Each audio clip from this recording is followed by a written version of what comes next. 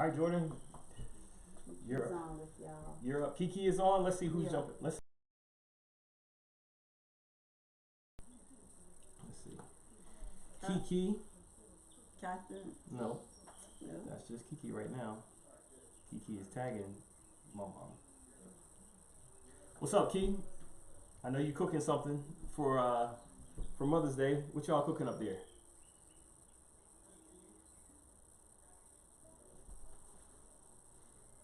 Mm.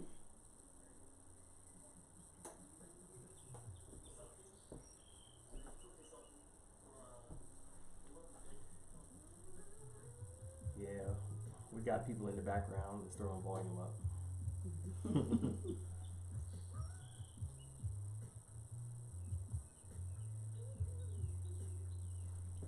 Tuna steak and broccoli. Okay, tuna steak and broccoli. That's good, Key. Sound Salad.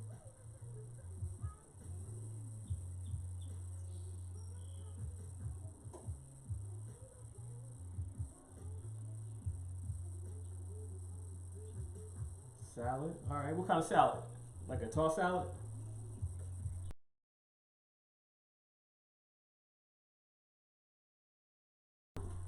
Auntie there. Or her. Who? Auntie's there. Oh, Auntie. Are y'all gonna enjoy it? Auntie, happy Mother's Day. I don't think I've talked to you today yet. I'll have to call you after the show. All right, let's go, Jordan. This one's gonna be a quick one. Alright, so first things first, happy Mother's Day. Yeah, talk to him right there. They're in the camera. They're not here. They're out Yes, there. first things first, happy Mother's Day. And for today, so Wait, happy Mother's Day too, everybody. I know Auntie, I said happy Mother's Day to you guys, but all the moms, we appreciate you guys. So happy Mother's Day from both of us. All right. alright, so today we'll be cooking quiche with spinach, bacon, onions, red peppers, and shredded cheese. Quiche. How many people out there are fans of quiche? Go ahead and comment and let us know. Well, one, do you even cook quiche? Do you know what it is? Are you a fan of it? Do you like it? Do you not like it? For those who may not know, quiche essentially comes from the France, basically France. It's kind of like a French tart, essentially. That's like the class of it. And as you can see here, Jordan's gonna give me some instructions on what to put in, but the ingredients that he mentioned, plus eggs and milk, essentially is the core of the quiche. And the cool thing about this is that if this was all we were gonna do on live today, I think we could be done in like 5 minutes or less. Granted, we did do a little bit of prep, but it wasn't much. I think the other thing I'll say about quiche is that it's really flexible. Like, you can put whatever you want in it. So Jordan wanted, Bacon. because he always wants bacon. But I called my neighbors and I hear they like crab in their quiche. So you could put crab, you could put sun-dried tomatoes. It's one of these dishes that you just can't mess it up because it's all about what you like, which is one of the reasons why we wanted to feature it today. So before we get started, I wanted to tell you about the pie crust though. We apparently, pie crusts are hard to find right now in the grocery store, so all we could get is a standard pie crust, but normally we would do a deep dish one, or you could obviously make your own dough, which we did not, or you can get the soft ones and you can roll it out. But one little trick to the trade I think I wanted to mention to you is that you want to bake this ahead of time, and then you want to keep the bottom of the pie crust flat, which can be hard depending on the kind of dough you get or how fresh it is, because it'll bubble up. So one of the tricks that we use, hand me that bag.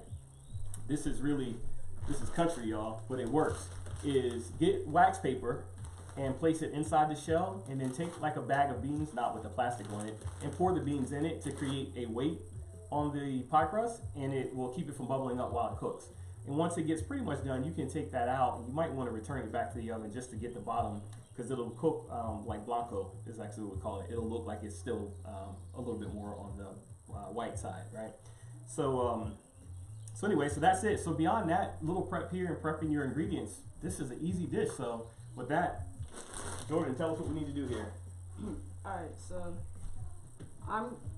while I'm going to be preparing the little I'm going to be preparing the pie crust. My dad is going to be mixing up the eggs, half and half, milk, and a little seasoning, salt and pepper.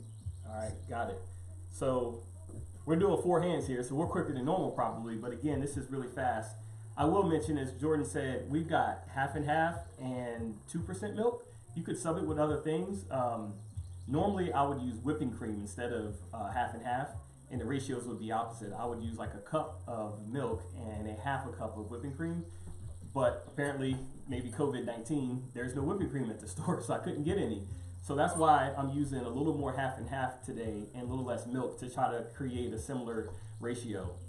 Hey, look guys, cooking's never exact, so don't feel like you got to go exactly by some recipe. But all right, so I'm going to do this, and then Jordan, you can do your thing over there, and we're going to throw this bad boy in the oven really quickly. Coach G says, I'm ready to eat whenever you are. Coach G's. Whatever you're cooking, she said. All right, that's good, Coach G.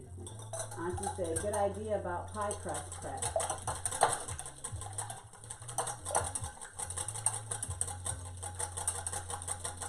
Man, I was gonna say I had skills doing these eggs, and then I got a little bit of side drip. That's terrible. That's terrible. Some people haven't figured out how to use a whisk yet, but I guess it's a little bit of an art and skill over time, so you don't actually get anything that spills out. I'm gonna put a little salt and pepper in the egg as well. Just kick it up a little notch, and then I'm gonna go ahead and throw the cream and milk in. And I'm actually not gonna use all of it, only because I didn't have as deep of a pie crust. I don't think I'll need it all. But I'm gonna continue to whip it a bit and try to introduce some air into it, which will help make it a bit more fluffy once we're done. That's enough, Steve. Yeah.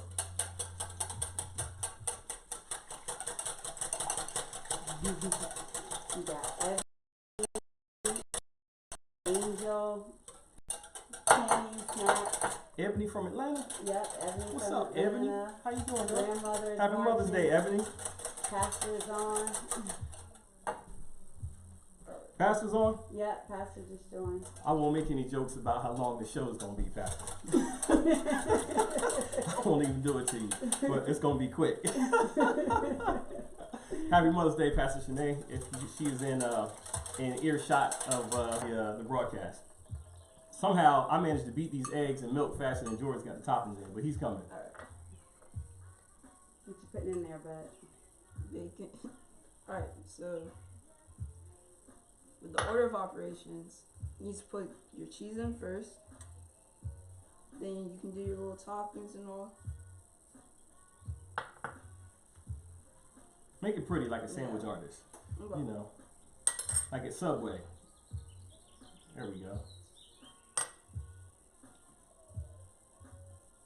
Alright. That was quick. Ebony says she's trying to pick up some tips. Alright. Kiki said, get on the verbs. She knows Pastor is watching. Pastor, we got people out here making rap songs and new songs talking about get on the verbs. Tell Keith he might actually have a new hit. We can jump on that one. She said, good job, Jordan. Erica's watching. Uncle T is watching. Uh-oh, Seymour has just joined. Uh-oh. I got stuff in my We game. got heavy hitters out here now. We got heavy hitters. Alright, so after you put all your toppings in there, I'm gonna cover it back with cheese. Now, hold up. This is pretty, y'all. Look at this. I don't know if y'all can see the colors. I'm not sure this camera ever shows the colors like we like them, but this is some good looking stuff right here. So go ahead.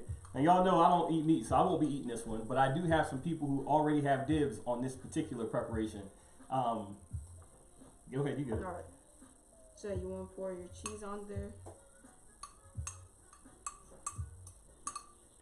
Spread that out. For those just joining, you remind them what y'all are making. For those that just joined in, what Jordan is doing is putting the filling in for a quiche, basically. And we essentially started with eggs, 3 eggs, a cup of cream, or a half and half a cup of milk. I didn't use all of it because our dish isn't that big. I think I've got hopefully about enough in here. I might actually throw a little bit more in. And then he's putting filling in, but you guys can put whatever filling you want. We used bacon and spinach and cheese. But look, if crab is your thing, do it. This is more of a breakfast quiche, but you can do like lunch quiches, and this is cool because we'll have this tomorrow for breakfast and maybe a late night snack tonight. I don't know. I might eat this. And if we weren't talking, this would already be in the oven. Aaron and Matthias are watching too. So, Looking to learn something, Jordan. all right. So now that Jordan has finished that, I'm gonna go ahead and place the filling into the pie crust, and we're just gonna pour it in like this. I want to watch it to make sure I don't overfill it like my mother would do, because she overfills everything that goes into the oven so that we can have a nice smoky fire in the house for things that spill outside of the oven. That's So she wants to fill it. So macaroni and cheese, peach cobbler, all that stuff gets filled to the brim. It looks like I got this one right. I don't know. Uh-oh. I got a little Seymour action going on there. Okay. So that's our quiche. That's not harsh. That's how we do in our cooking family. All right, y'all. So with that, I've got the oven on 350. I'm gonna turn it up just a little bit to 365, and I'm gonna put a pan if I didn't already. So I've got a pan in here, so that if it does spill, see more, it'll get caught. All right. So now we're gonna take this quiche and throw it in the oven. Miss Audrey just joined. Hey, Miss Audrey. Miss Audrey, your quiche is in the oven. Okay, so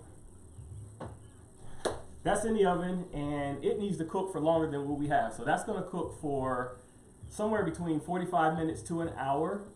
Just depends on, again, well. So get a thermometer, make sure that you're at 160 degrees. If you're checking that way, I won't. I'll check by feel, but if you're a little new to it, thermometers always help, whether you're cooking eggs or meat or anything like that.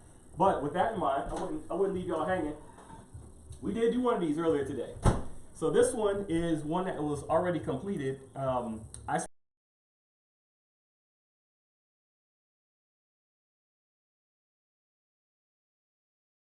can see it. It's really firm. And this one I used spinach, and we used Morningstar sausage, so vegetarian sausage. And we also used a vegetarian bacon, which I had never had until today. But y'all, this Morningstar bacon, it'll fool you. If I made a bacon, egg, and cheese, if egg was in your diet, and put it there and you kind of blind taste test, I think you might be fooled. Particularly some of the paper thin bacon that McDonald's gives you sometimes. You probably wouldn't know anyway. But anyway, this one is ready to eat. So I'm sure that have some of this maybe later today. But this is not what Mother's Day dinner is all about. But this was nice to have around the house throughout the day if you just want to knick-knack and you didn't want to have like a heavy lunch. Because I know y'all like to eat. Pastor, I know you got some chicken somewhere, and you know this can hold you over until the chicken is ready, right? This is good stuff right here. So that is it for that, y'all. This is going to cook, but let's see. This is really fast. We've only been on for 14 minutes. Are there any questions? Because if there are, well, let's see. Are there any questions before I maybe show you another quick technique? Your friend Quentin from Manners, he was saying nice. QT, what's up, man? Happy Mother's Day to your Miss family. Audrey said, "Hey chefs, oh boy." All right. Yeah, I can see the call. That's cool. So so look, if y'all are wondering what are we doing for Mother's Day today, we can't show it all to you, but I will give you a preview. We're gonna have crab artichoke dip. Mom doesn't even know this yet. His mother. We're gonna have crab artichoke dip, which we've got some of the prep over there. And that's a really easy dish too, guys. Basically artichoke hearts, crab, green onions, lemon, and some fresh Parmesan. So I grated this, right? I went hard on this Parmesan earlier today to grate this by hand. No food processor. You can use, and then also like some cream cheese or sour cream. Essentially some combination of that with some garlic, and put it in the oven, and you can do a nice dip. And if you have some really cool dishes like this, you can throw them in dishes and everyone can have their individual appetizer. Otherwise, if you have kids like mine, they like to take more than their allocation. So this is called portion control. So we can do that for the artichoke dip. And then after that, we are going to have a gratin potatoes, which are in the oven. They take like an hour and a half to cook. Again, sliced potatoes, a cheese sauce that Jordan cooked. How'd you do cheese sauce, Jordan? So, Talk to over there. alright. So, first, you have to get your little pot, then put the butter in there, wait for that to melt, then you get your flour, stir that, then once you stir it pretty good, you put the milk in there. That makes it, nice, so it's not that stiff. Then you get your main part, cheese, sprinkle that over, stir it over. After that, it should taste a little bit good. So basically, that's how you make the cheese sauce. Very simple. Took us maybe like 8 minutes. Yep, that's it. The key thing is don't burn it, because essentially you're making a roux for all those chefs out there. You're making a roux, which is flour and butter. Like many dishes start with flour and butter. Do that and get it to a nice paste. Once you've got that consistency, throw your milk in, and then you will essentially have a very thick, sauce. And then from there, just get your cheeses in until you get the cheese flavor that you like. And we basically just poured that over top of these very thinly sliced potatoes and onions, and seasoned them, and there's your gratin. So potatoes are gratin, is in the oven, and they actually should be coming out right now. They were put in at 2:30, yeah. So I think these actually are ready to come out, so I'll take those out. I didn't plan that way, y'all. That's just how it happened. And that wasn't part of the show. And then finally we are having, we're gonna have crab imperial. So crab imperial is something that a lot of people probably don't always do at home. So I thought I would just show you the basics. I'm not going to cook the whole dish here today, but you can do crab imperial. Once you're done, you can use these type of dishes. This is actually a creme brulee dish, but I'm kind of multi-using it. We're actually going to stuff the crab imperial on top of the shrimp. So we've got shrimp. We'll slice them and lay them out and place the crab imperial there. And then we have some broccolini, which, if you guys don't know, is like the real thin broccoli. It's not like the normal, like, I guess, what would you call those? Florals or whatever, florets. They're not that. They're kind of thin. So for people who don't like broccoli, you might actually like broccolini. So we're just going to saute some broccolini. We've got the potatoes au gratin, and we'll have some crab imperial stuffed with shrimp. And that's what we're doing. And then we've got some dessert secrets as well, but we won't put those out in the street yet. Okay, so real quick before we sign off today, if you ever want to make crab imperial, it's really, really easy. Fundamentally, we're using mayo to create a sauce. So mayo and an egg, which I don't think I have an egg cracked, so let me grab one really quickly. We have mayo and egg, Old Bay. So I'm going to crack an egg really quickly here. So we got that. And I'll beat this here. And about a half a cup of mayonnaise. If if mayonnaise isn't your thing, which typically it's not, it's about the only dish that I'll have it in. Try one of the other vegetable-based mayonnaises. I think they will work okay. I haven't really tried them. It's probably one of those things I need to experiment with. But go ahead and mix that in. And then we're also going to put in some Old Bay. Seymour says she is watching. Yeah. So watch it. She's watching closely. All right, we got some Old Bay going on here, and that's going to help kick this up a notch. Yes, it's all good. Then it does sound fabulous. Yep. Think about it all day. You've been thinking about this all day? No. My kids just like crab, so I'm putting a little bit more there. I actually had about a cup in there, so I'm sort of guesstimating, which y'all know I do a lot anyway.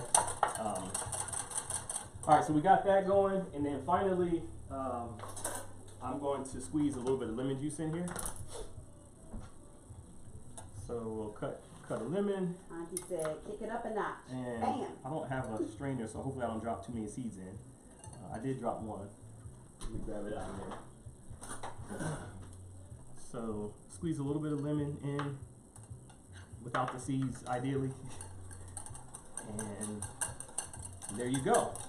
So what we just made is essentially the imperial sauce. I don't have any fresh parsley today, y'all, so don't scold me. But ideally, some fresh parsley as well can go in here. So I'll use some dry parsley today. It'll have to do.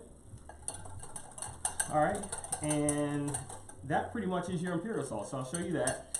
And from there, we basically just fold this into the crab. I won't do it all here because some of this crab I'm using in my artichoke today. But if we were to, maybe I'll do a little bit. if we were to, just to show you what we're talking about here, and I'm not, you notice I'm not actually going to taste the, I'm not going to taste this because it's got raw egg in it. Would it kill me? I don't know, but generally speaking, because of salmonella, don't eat raw egg. Although for some reason, back in the day, for anyone who's on there, I know, if y'all was like me, when mom used to cook cakes, you know, when the cake bowl was done, we used to eat the batter of the cake bowl before it ever made it to the oven, and we never died. No one ever seemed to care, but somehow, in like the 90s, there was some salmonella outbreaks, and then all of a sudden, it became a thing that we could no longer eat the cake batter, so we didn't. All right, so now, and I'm just doing this in a small bowl, y'all, but I'm essentially folding this in. I'm trying not to chop it up too much. I've purchased lump crab meat, which is like almost 30 bucks a pound, so I want to keep it, you know, make sure it's good. And essentially we just kind of fold it in, and you've created this really nice moist type of scenario here. And then from there, you can take that, and if I were to go ahead and cook it in this bowl, which I might cook one like this, you have your imperial, and you can also take your topping and top it off as well. Maybe sprinkle a little bit of extra Old Bay or paprika on top of it. Throw that into the oven. This will cook really fast, 10, maybe 15 minutes max. And this is a really thin dish, so that one won't take long. Likewise, if I were to stuff it essentially on top of shrimp and then put it in there, very similar. Just make sure you're seasoning everything. Season your shrimp. Don't over season it, but give it a little kick. And you can have, you know, stuffed shrimp with crab imperial, or you could stuff fish with this, or just anything. Just really be creative with it. So, all right, y'all. So that's all we got today. It was quick. Certainly hope you're spending time with mom. So and not with us too long. But we do thank y'all for hanging out with Jordan and I for a little bit. Jordan, any parting thoughts? Let's eat Let's and happy eat. Mother's Day. Let's eat and happy Mother's Day.